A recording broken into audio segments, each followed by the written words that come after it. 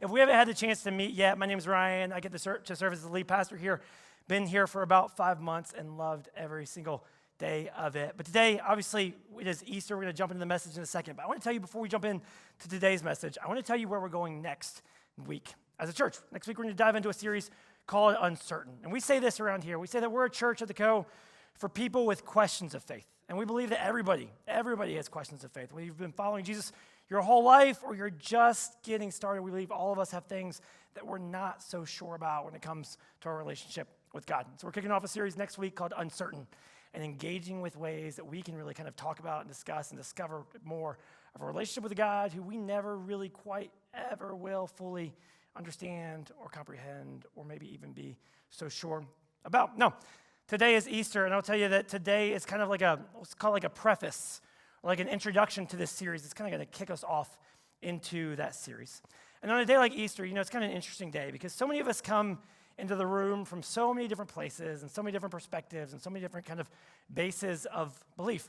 But I would say this about you, I know it's true of me, probably true of most of us in the room this morning, that every one of us at some point has experienced and encountered the ideas of Jesus. Most of us are familiar with the ideas of Jesus. In fact, most of us, regardless of what you believe, have implemented the ideas of Jesus in your life. You've taught the ideas of Jesus to people around you, maybe even your kids, right? But we're all familiar with the ideas of Jesus, right? Ideas like the golden rule, do unto others as you would have them to do unto you, right? Love your neighbor, even love your enemies, right? Turn the other cheek, don't judge, be content in every moment, right? Like these are all principles that many of us grew up learning, all principles that all of us in some way or another try to live out in our life and try to make kind of the foundation of our life. Many of us, if you have kids, right? Many of us have worked hard and try hard to give these principles to our kids. For many of you, it's why you bring your kids to church some weeks, every week, every once in a while, right? Because you want them to have some of these foundations. And I would even say that some of us may not even believe the same things that we were taught growing up, right? You may not believe everything that maybe Jesus taught or some of the things that you learned if you grew up in church, right? You may have let go of some of those beliefs, but there are still ideas and foundations that you have continued to hold within your life as true and as helpful. If you have kids or will have kids one day, ideas and foundations that you also want to make sure that they have in their life, right? Like we're all familiar with the ideas of Jesus. And then there are some people, right, much smaller group, but some people who actually claim to have seen the person of Jesus. Like Maria Rubio, who saw Jesus in a tortilla that she made at home, right? 1977, Maria Rubio pulls the tortilla out of the pan and goes, "Holy guacamole, it's Jesus!" Right there in not flesh, in the flour, I guess, is the way that we would say that, right? But like claim to see Jesus in that moment. Or like the couple in South Carolina a few years ago who saw Jesus in a Walmart receipt.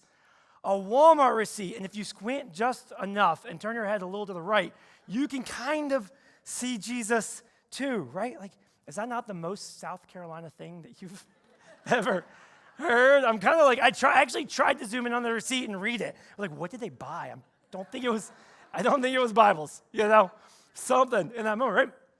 I claim to see the person of Jesus. But I'll tell you, my favorite kind of like, we'll call it like Jesus sighting, right? Somebody who saw the person of Jesus or claimed to see the person of Jesus happened about 300 years after the death of Jesus. But to understand it, you kind of have to understand what happened over those 300 years. So, into this, in AD 33, right, we know that Jesus was killed. Right? Now, we know this, history knows this, right? We know this, the Gospels write about this, but then several other historians actually write about it as well that confirm those accounts, right? Tacitus, one of the most well-renowned Roman historians, put it this way. He wrote in his writings and his history, he said that Christus suffered the extreme penalty during the reign of Tiberius at the hands of one of our procurators, Pontius Pilate. Several other historical accounts, historians that we could draw from to confirm, right, the death of Jesus. We're all pretty sure, quite certain that Jesus died in AD 33. Right? Now, shortly after Jesus' death, there was a sect of people, not a very large sect, but a small sect of people, who actually continued to follow the ideas of Jesus. And they would start to do things that kind of stood out a little bit in the Roman Empire that they were a part of, right? In ways that actually led them to be quite misunderstood often within the Roman Empire. Their neighbors would overhear them calling each other brother and sister, and they're like, but you're married, and you're calling each other brother and sister, and so like rumors of like this ancestral clan kind of broke out a little bit. They would also hear them talk about the Lord's Supper, which we kind of are familiar with, but talking about like eating flesh and drinking blood, and rumors began to spread that this group of people were like literally killing babies and eating the flesh and drinking the blood. I mean, just constantly misunderstood and creating confusion in a way that kind of led them to be kind of this ostracized or like kind of like separate sect within the Roman Empire. But the biggest distinction of this group of people is that, in the Roman Empire, they had a variety of gods that they worshiped and a variety of gods that they offered sacrifices to in order to keep the gods appeased, right? They said, hey, we don't want the gods to get angry with us. We don't want things to happen that would cause detriment to our empire, to our people, and to our families. So they would constantly offer sacrifices to a plethora of gods to keep all of the gods at bay and all of the gods appeased, except for this small sect of followers in the way of Jesus who refused to offer sacrifices to those gods and would only worship one God. Now, this creates a bit of a problem because when an empire believes that to keep the gods at bay, you've got to offer sacrifices to the gods, and then one group of people begins to refuse to do that, when anything detrimental or bad happens within the empire, who do you think people look to blame? So, in AD 64, the city of Rome catches fire. Massive fire that wipes out 71% of the city of Rome. I mean, pretty much just annihilates the city of Rome. And a rumor breaks out that Emperor Nero at the time had actually set the fire on purpose in order to clear land for a brand new palace. Now, this rumor began to kind of spread more and more and gain a lot of influence, and people began to believe it, and people would keep looking more and more at Nero, saying, we really believe that Nero, lit this fire and started this thing, and this whole thing is the responsibility of Nero. And so Nero eventually has to respond to this rumor that's spreading. He says, whoa, guys, no. He goes, we didn't start the fire. Right? It was the Christians, the ones who don't take time to worship the gods that we need to hold at bay, the ones who don't offer sacrifices, the ones who don't worship the gods we do. And the gods are angry at us because they are not participating with us. And so he begins to punish the Christians and make kind of a spectacle of them in that moment. He begins to order to have them captured and tied to poles and lit on fire in the Roman streets. He begins to feed them to lions for sport, right? And on and on and on for hundreds of years. Anytime that something significant and detrimental happened within the Roman Empire, the Christians were looked at to take the blame. And the emperors would respond in a way that would work to push back against them and to wipe them out. They would cut their heads off. They would have them torn from limb to limb. They would torture them over and over and over again to try to coerce them into sacrificing to other gods and other idols, right? They would at times even crucify them on a cross. And this continued to happen over and over and over again, from emperor to emperor to emperor. And it all kind of culminated into the kind of the biggest, called like persecution or just attack against the movement of Christianity in AD 303, when Emperor Diocletian announces his own persecution, which is known to be kind of the 10th wave of these movements against the church or against Christianity, the 10th wave against this sect that refused to play along and refused to play ball. And Diocletian announces the biggest and most widespread attack on this group. In fact, Eusebius, he was a Greek bishop and historian who's widely trusted. He kind of described it this way. Eusebius said this.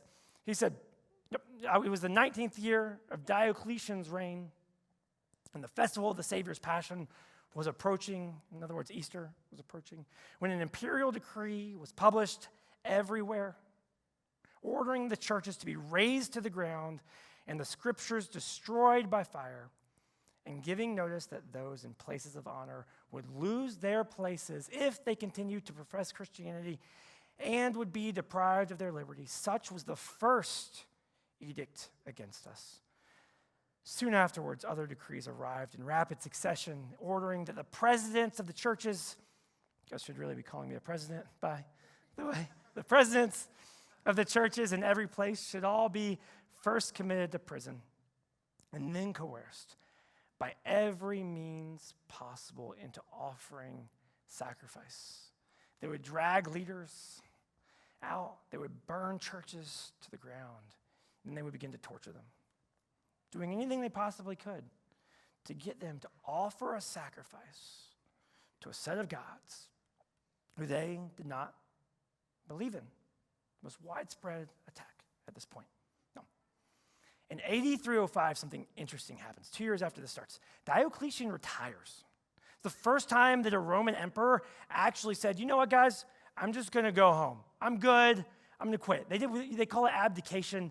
He kind of viewed it as retirement. Literally leaves office, moves to a palace on the coast, and takes up gardening. He was 61 years old and was like, I'm just going to live the good life.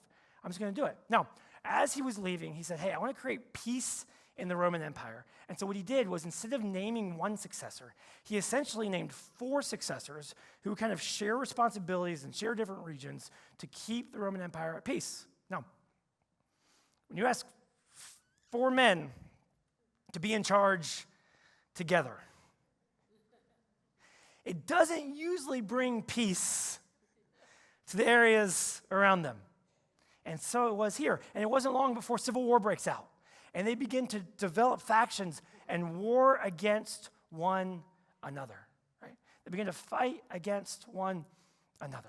Now, as this begins to break out, this is so fascinating to me. As it begins to break out, someone in Rome writes to Diocletian, who's chilling in his retirement home, and says, hey, would you please consider coming back and getting into politics? Would you please consider coming back and bringing peace to this? To which Diocletian writes back and basically says, if I could just show you my cabbages, you would understand why I'm not coming back.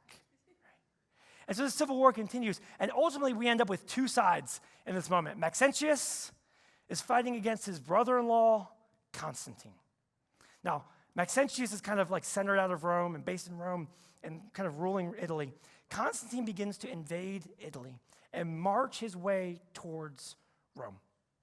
Maxentius recognizes that, man, war is going to bring devastation and a lot of damage to the city of Rome. And so Maxentius gathers his forces and moves out of the city to meet Constantine on the other side of the Tiber River. He has a pontoon bridge built so they can cross the Tiber River. And he encounters Constantine's forces there to begin to battle. Now, Constantine had one advantage that Maxentius didn't know about and couldn't have known about. Because a couple of days before the battle, Constantine had a dream. And in that dream, Constantine said that Jesus himself actually appeared to him and told him if he would have the symbol of the cross painted on every shield of every soldier, that victory would be assured for him. So Constantine says he does this. Right? They enter into battle, and Constantine quickly gains a massive victory. He pushes back Maxentius' forces. They retreat back across that pontoon bridge. The pontoon bridge actually is overwhelmed by the weight of so many soldiers trying to cross it at the same time. It falls apart. So many soldiers fall into the river. Maxentius himself falls into the river and drowns. And Constantine ultimately becomes the emperor of Rome. And just a year later, in AD 312, Constantine issues the Edict of Milan, which for the first time gave legal status to Christianity, gave legal standing and protection to those who claimed to be Christians. And he did this based on a vision that he saw of Jesus. At least that's what Constantine claimed to have happened. So there are a lot of historians who actually look back and actually question the validity of Constantine's dream. They say, hey, at this point, in this moment in the timeline in the history of the Roman Empire, it was actually politically advantageous for Constantine to join with Christianity and give it legal standing within the state. Now, I know It's kind of hard to imagine politicians aligning themselves with a certain religious group just to gain influence among constituencies. But believe it or not, at that point, it was actually a fairly common thing, an understandable thing to do. Now, whether or not you believe that Constantine saw a vision or didn't see a vision, this point remains that giving Christianity legal standing within the Roman Empire was politically advantageous to Constantine, which begs a bigger question for us. How did a ragtag group of blue-collar, nobody believers grow and grow in the face of persecution and pushback with the boot of an empire on its neck, to the point that it would be politically advantageous for the ruler of that empire to actually join its side?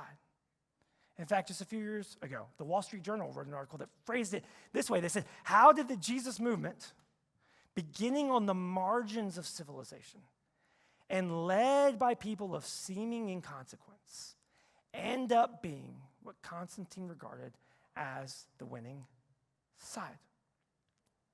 And here's the thing that we have to recognize about movements, right? Think about this.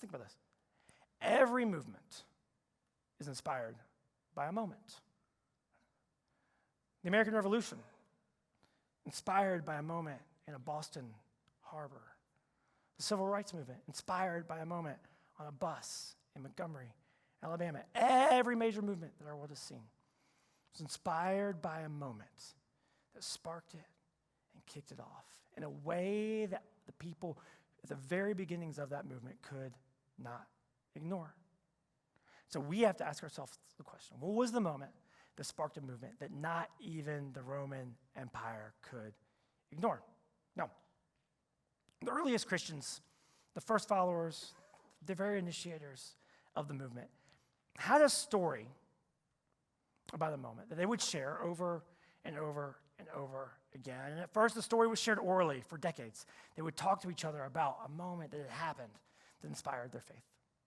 And then eventually that story began to be written down in a few different versions, in a few different forms, in a few different places, by a few different people, at a few different times, and yet the core details of those accounts all continue to be the same. Right? The Gospel of John gives us one of those accounts, describing a moment that inspired a movement. And he said it this way. He said, now on the first day of the week, Mary Magdalene came to visit the tomb early while it was still dark. Now this would have been just 2 days after the death of Jesus. This would have been moving into the tomb or going to visit the tomb of Jesus. I find this so interesting. It says, while it was still dark, early in the morning. Now, Mary's not coming early in the morning because Mary has a lot to do that day and she just wants to get this done so she can get on with the next thing, get on with the next thing.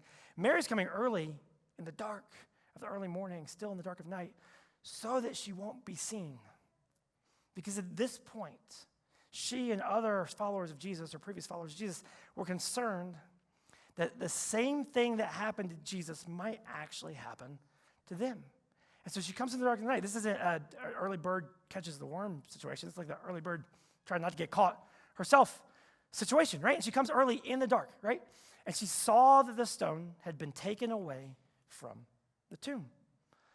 Now, she was surprised by this. She didn't expect this. She didn't know what to do with this. So she ran and went to Simon Peter and the other disciple, the one whom Jesus loved, and said to them, they have taken away the Lord out of the tomb, and we do not know where they have laid him. Now, no one expected anything like this to happen. So Peter and the other disciple who hear about this first begin immediately to run and just investigate and check this out and explore what's going on here. And they end up in a foot race with one another, right? Just a foot race to get to the tomb as fast as they can. And they find out that it's empty. And after they see it's empty, I love the next step they take. John tells us, then the disciples went back home to their homes. Nothing to see here. Not really sure what to do about this. Hadn't factored this into the equation. So they go back to their homes. Mary, on the other hand, is fairly emotional in this moment. And the author tells us that Mary stood weeping outside the tomb, and as she wept, she stooped to look into the tomb. And she saw two angels in white sitting where the body of Jesus had lain, one at the head and one at the feet. And they said to her, "Woman, why are you weeping?" She said to them, "They have taken away my Lord, and I do not know where they have laid him." Having said this, she turned around and saw Jesus standing there. But she did not know that it was Jesus. In fact, she never would have expected that it even could be Jesus. And Jesus said to her, "Woman, why are you weeping? Whom are you seeking?" I love this part. Supposing him to be the gardener. She thought he was the gardener. She turned and said to him, or she said to him, "Sir, if you have carried him away, tell me where you have laid him, and I will take him away."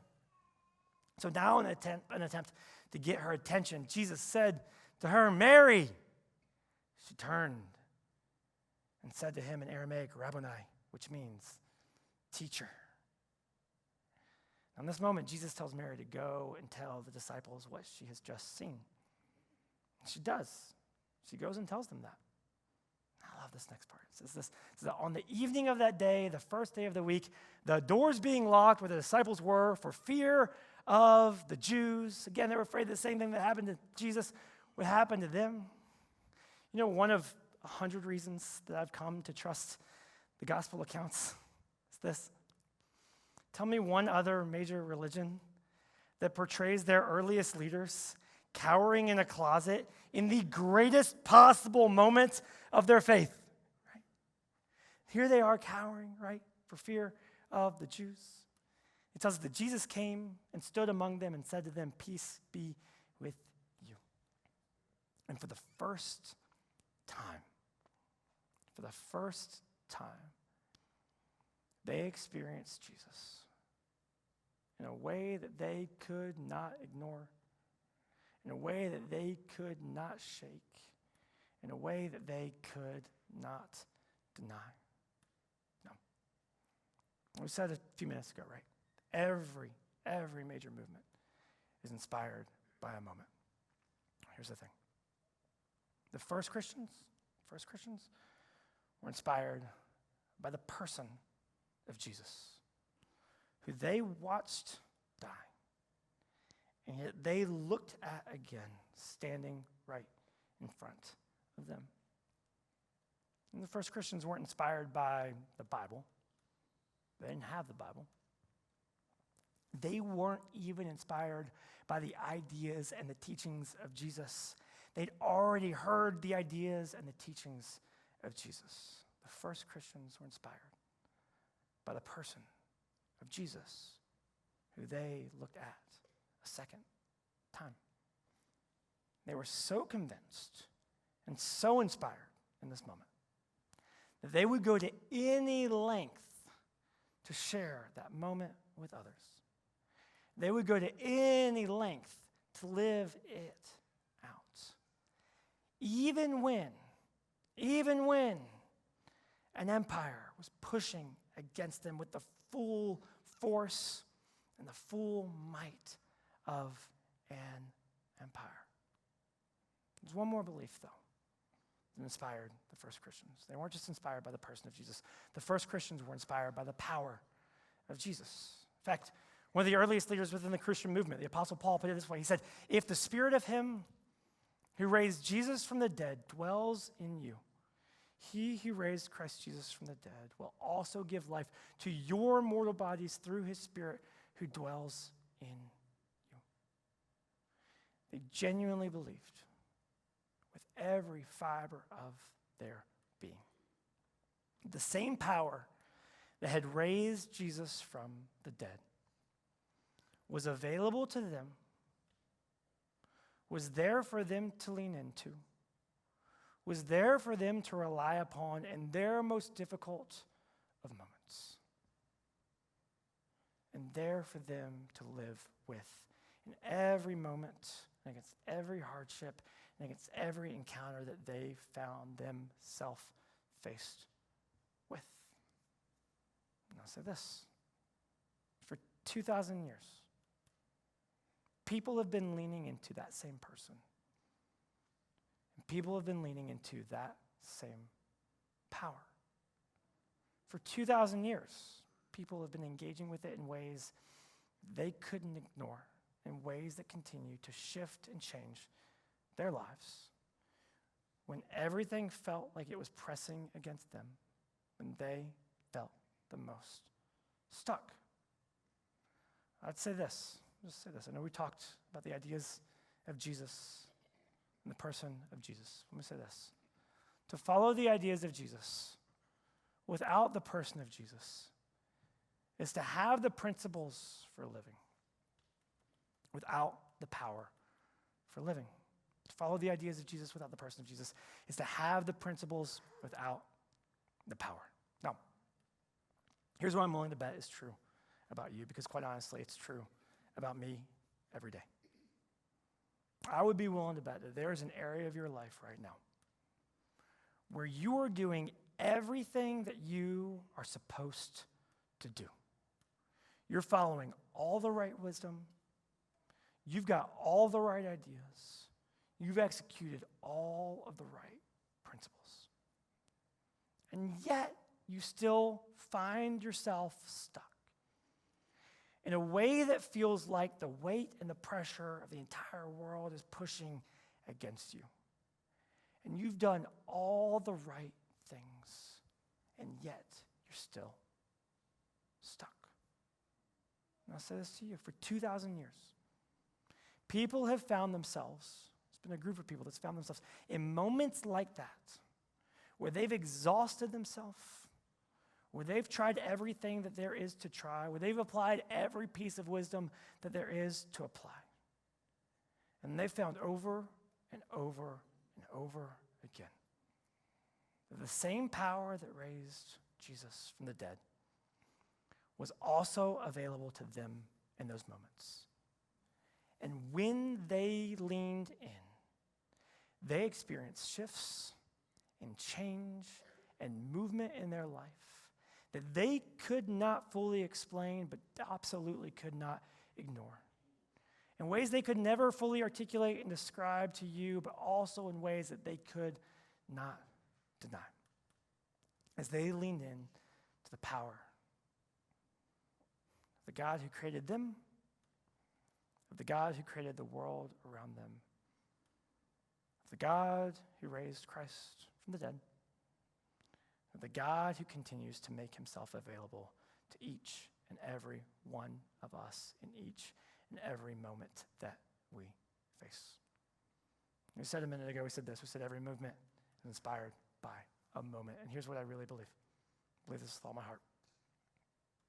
In the times where we find ourselves stuck, the times we find ourselves doing everything we possibly could be doing, following all the right wisdom and all of the right principles, and yet still can't find ourselves moving forward. Movement in our lives, in those areas, in those spaces, begins with the moment that we begin to lean in to the power that created us and the power that is available to us. And when you do, I'm telling you, you begin to experience movement that you can't explain, but movement that you can't deny either.